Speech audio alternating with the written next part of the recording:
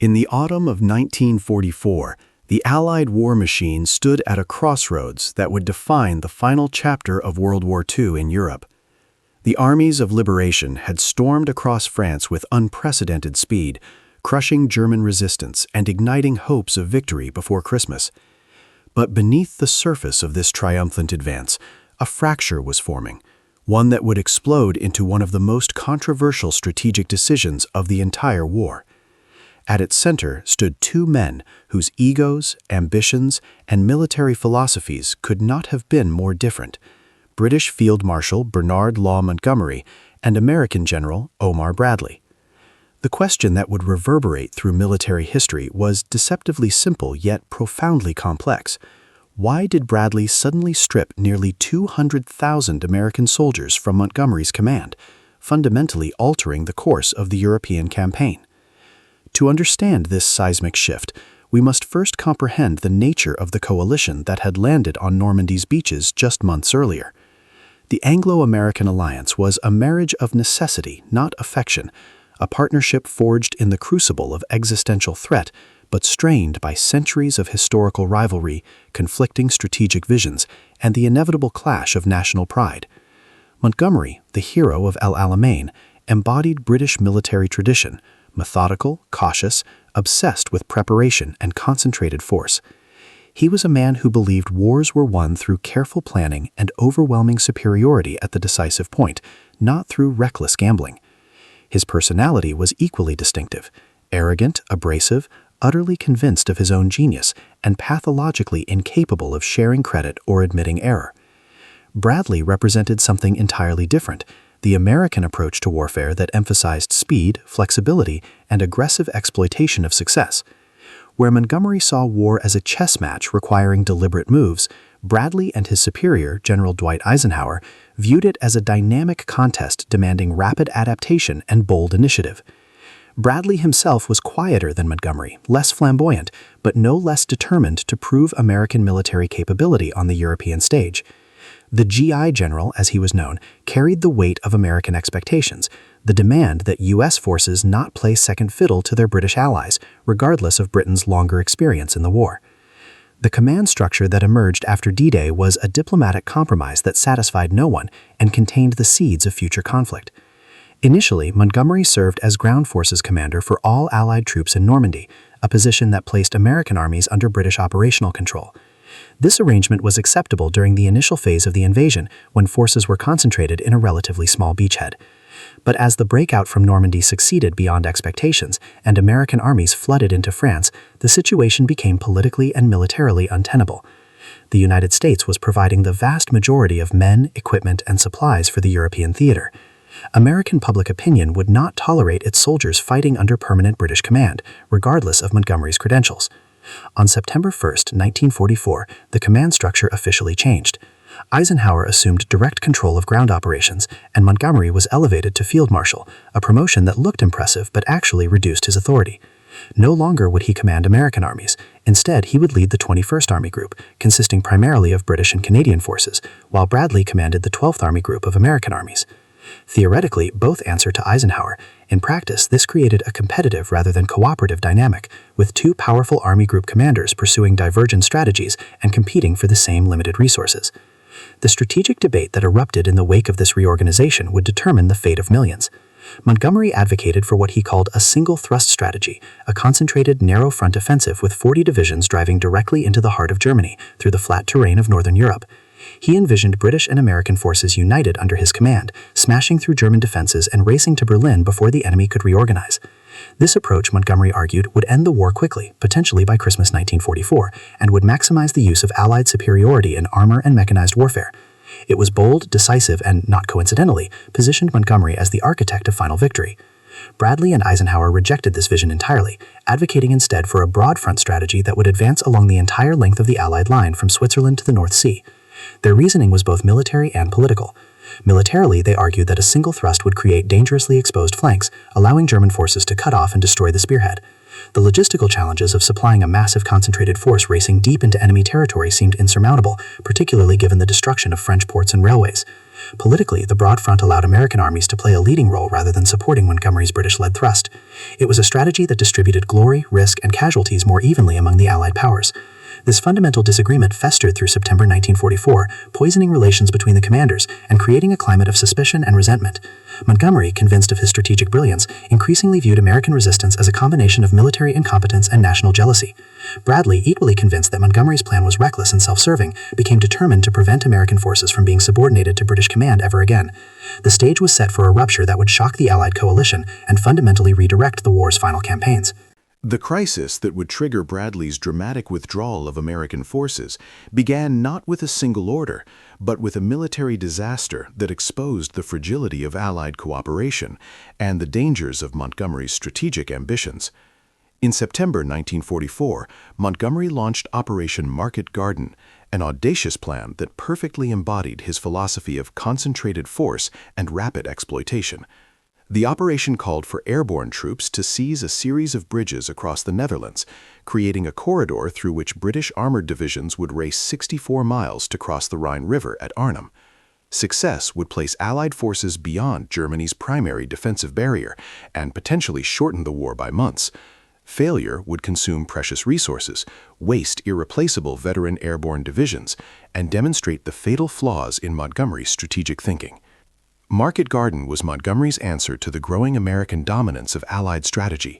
By demonstrating that a concentrated thrust could achieve spectacular results, he hoped to vindicate his broader strategic vision and reassert British military leadership.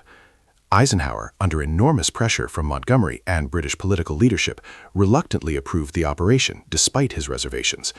The plan required stripping supplies and support from other Allied armies, particularly General George Patton's Third Army, which was advancing rapidly toward Germany's industrial heartland.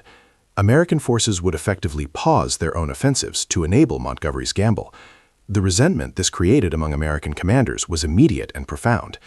The operation began on September 17, 1944, with the largest airborne assault in history.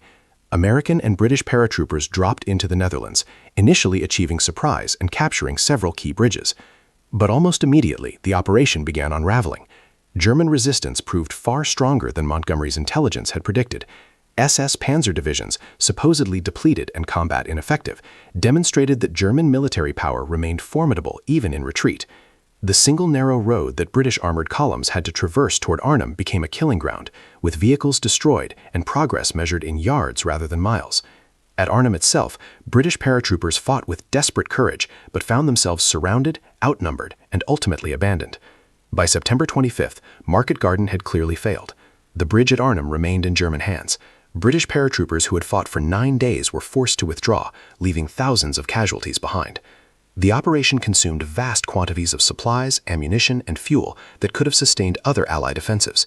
More significantly, it demonstrated that Montgomery's strategic vision was based on flawed assumptions about German weakness and overconfidence in Allied capabilities.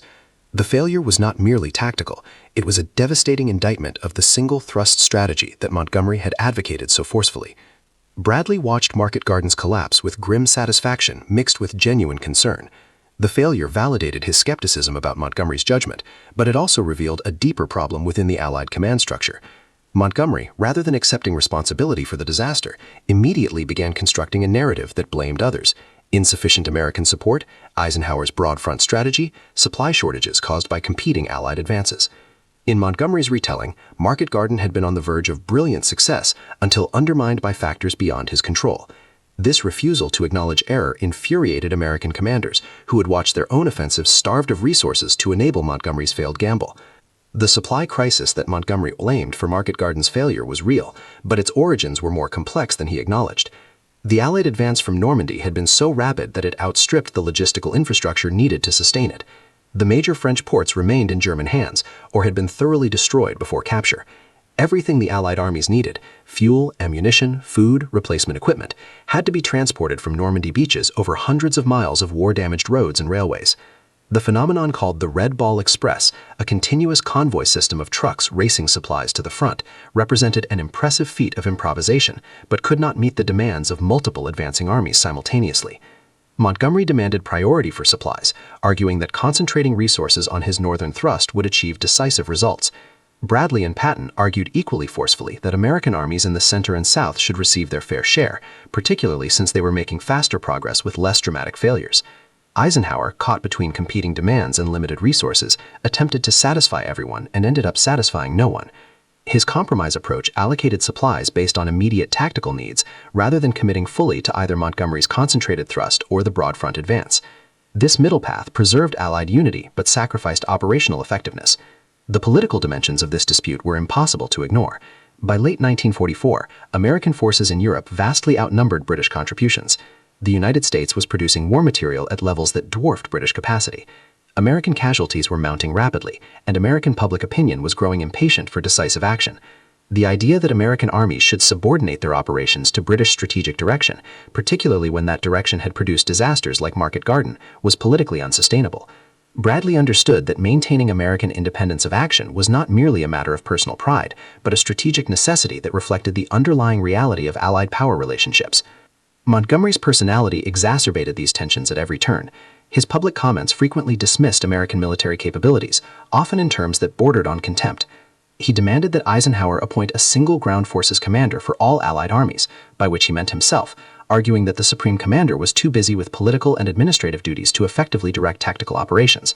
The transparent self-promotion in this proposal offended American sensibilities and confirmed Bradley's suspicions that Montgomery sought to reduce American armies to supporting roles in British-led operations. Every meeting between the commanders became an exercise in barely concealed hostility, with Montgomery lecturing and Bradley simmering in resentment. The situation reached a breaking point in late autumn 1944, when Montgomery continued to advocate for massing Allied forces under his command for a northern thrust into Germany. He proposed that American armies, including those under Bradley's command, should be placed under his operational control for this decisive operation. The strategic logic adds some merit, concentration of force at a single decisive point rather than dispersed advances along the entire front. But the political and personal implications were unacceptable to Bradley and increasingly to Eisenhower. The Supreme Commander faced a choice: risk fracturing the Allied coalition by subordinating American forces to Montgomery, or definitively reject Montgomery's strategic vision and preserve American independence of action. The decision that would reshape the European theater came not through a single dramatic confrontation, but through a series of calculated moves that reflected Bradley's determination to prevent American forces from ever again serving under Montgomery's command. The mechanism for this separation was already embedded in the command structure. Bradley controlled the 12th Army Group, which included multiple American armies totaling hundreds of thousands of men. What changed was not the formal organization, but Bradley's absolute refusal to allow any operational cooperation that might place his forces under Montgomery's direction, even temporarily. This was not merely institutional rivalry, it was a fundamental rejection of Montgomery's strategic judgment based on his demonstrated failures and his inability to function as a coalition partner. The immediate catalyst was Montgomery's persistent lobbying for command authority over American armies for what he envisioned as the final knockout blow against Germany. In late November 1944, Montgomery presented Eisenhower with another proposal for a concentrated northern offensive that would require substantial American forces, including elements of Bradley's First Army, to operate under his tactical control. Montgomery argued that such coordination was militarily essential and that national sensitivities should not override sound strategy. He framed the issue as a choice between winning the war quickly under unified command or prolonging the conflict through dispersed, uncoordinated advances driven by political considerations rather than military logic. Bradley's response was unequivocal and final. He informed Eisenhower that he would resign his command rather than see American armies placed under Montgomery's operational control. This was not an idle threat from a subordinate having a tantrum. It was a calculated ultimatum from a commander who understood the political realities that Eisenhower could not ignore. If Bradley resigned in protest over subordination to Montgomery, the resulting scandal would be catastrophic for Allied unity and potentially devastating for Eisenhower's position as Supreme Commander. The American press, already skeptical of British leadership after Market Garden, would savage the decision. Congress would demand explanations. The carefully maintained fiction of equal partnership between Britain and America would shatter, exposing the growing imbalance in power and contribution. Eisenhower faced an impossible choice that was actually no choice at all. He could support Montgomery's strategic vision and lose Bradley, triggering a political crisis that would undermine his authority and poison American public support for the war effort. Or he could support Bradley, definitively rejecting Montgomery's demands and accepting the consequences of a broad front strategy that Montgomery predicted would prolong the war and cost additional lives. The military merits of each approach were genuinely debatable. Both strategies had logical foundations and potential for success. But the political realities were crystal clear. American power now dominated the alliance, and American commanders would not accept subordination to British direction, regardless of Montgomery's reputation or strategic arguments.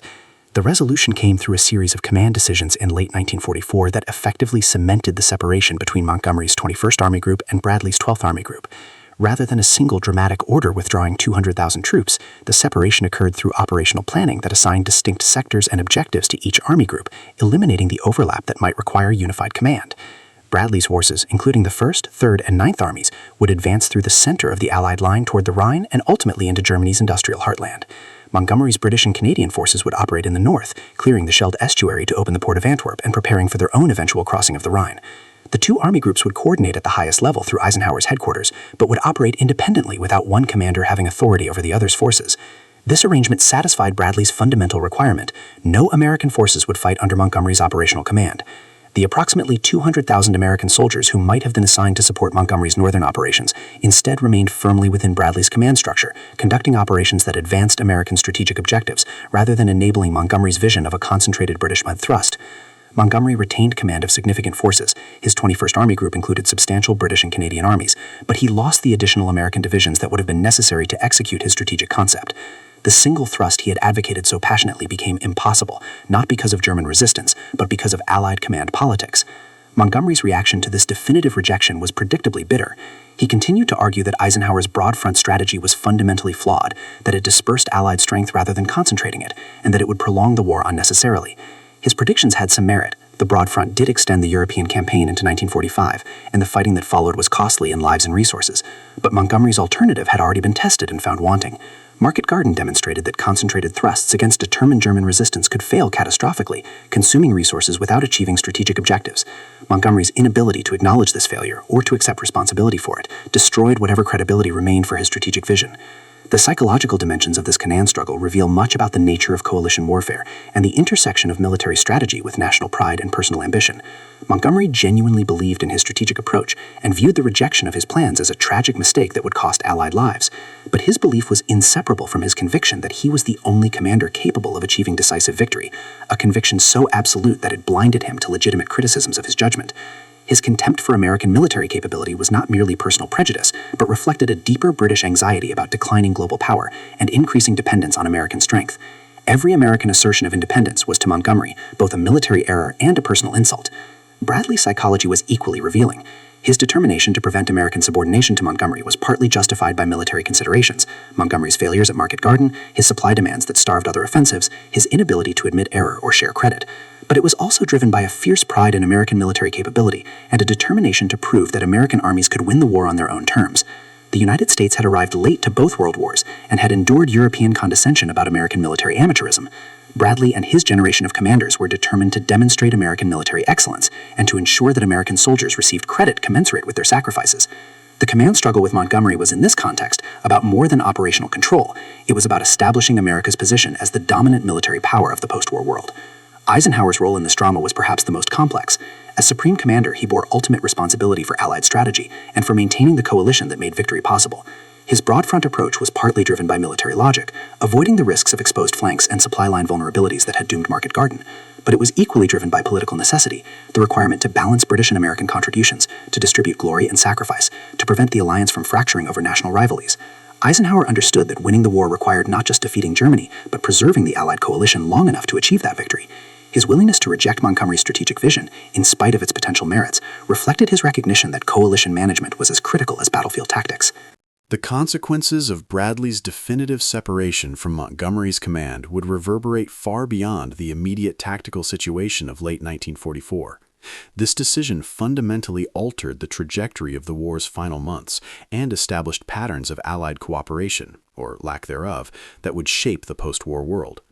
The broad front strategy that emerged from this command struggle meant that Allied armies would advance into Germany along multiple axes, grinding forward through determined resistance rather than attempting a single decisive thrust.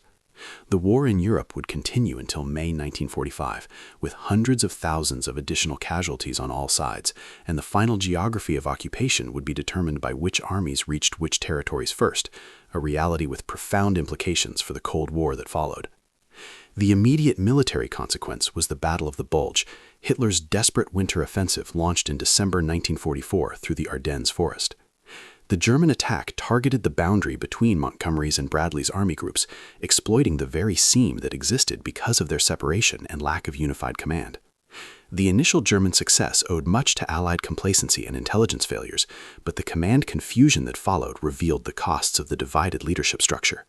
When the German offensive created a bulge in American lines, threatening to split Allied forces, Eisenhower made the emergency decision to temporarily place some of Bradley's northern armies under Montgomery's command to coordinate the defensive response and counterattack. This temporary arrangement, born of crisis rather than strategic choice, was exactly what Bradley had fought to prevent. His fury at the decision was matched only by Montgomery's satisfaction at finally receiving operational control over American forces. But even in this emergency, the command relationship was poisoned by mutual distrust and competing agendas. Montgomery's cautious approach to counterattacking the German bulge infuriated American commanders who wanted aggressive action to relieve surrounded forces, particularly at Bastogne. When Montgomery held a press conference that appeared to claim credit for rescuing American armies from disaster, downplaying American resistance and suggesting that British intervention had saved the situation, the resulting outrage nearly destroyed the Allied coalition entirely. Bradley, backed by other American commanders, including the volatile George Patton, demanded Montgomery's removal and threatened mass resignations if the British field marshal retained any authority over American forces. Eisenhower found himself managing a command crisis that overshadowed the actual military situation. British Prime Minister Winston Churchill was forced to intervene, delivering a speech to Parliament that praised American contributions and attempted to smooth over Montgomery's inflammatory comments. The damage, however, was irreparable. As soon as the immediate crisis passed and German forces were pushed back, American armies were immediately returned to Bradley's command. Never again would Montgomery exercise operational control over American forces, regardless of military necessity. The deeper significance of Bradley's successful resistance to Montgomery's command ambitions lay in what it revealed about the changing nature of global power. The command struggle was a microcosm of the broader shift from British to American hegemony that World War II accelerated. Britain entered the war as the leading Allied power, with greater military experience and global reach than the United States. By 1945, Britain was exhausted, financially dependent on American support, and increasingly unable to sustain its global commitments. The United States emerged as the dominant Western power, with overwhelming industrial capacity, fresh military forces, and growing confidence in its global role. Montgomery's defeat in the command struggle reflected Britain's declining ability to direct Allied strategy, just as Bradley's success reflected America's rising power and determination to exercise it. The strategic debate between concentrated thrust and broad front continued to generate controversy long after the war ended. Military historians have argued both sides with passion and evidence. Proponents of Montgomery's approach argue that a concentrated offensive in late 1944, properly supplied and supported, could have crossed the Rhine before German defenses solidified, potentially ending the war months earlier and preventing Soviet domination of Eastern Europe. They point to the successes of concentrated offensives when properly executed, and argue that Market Garden failed because of insufficient support, not flawed conception. The broad front, in this view, was militarily inefficient and politically motivated, reflecting American pride rather than sound strategy. Defenders of the broad front approach argue that Montgomery's vision was strategically naive and logistically impossible. A single concentrated thrust deep into Germany would have created exposed flanks vulnerable to German counterattack, as the Battle of the Bulge later demonstrated. The logistical challenges of supplying a massive concentrated force hundreds of miles from Allied ports remained insurmountable in late 1944, regardless of Montgomery's optimism.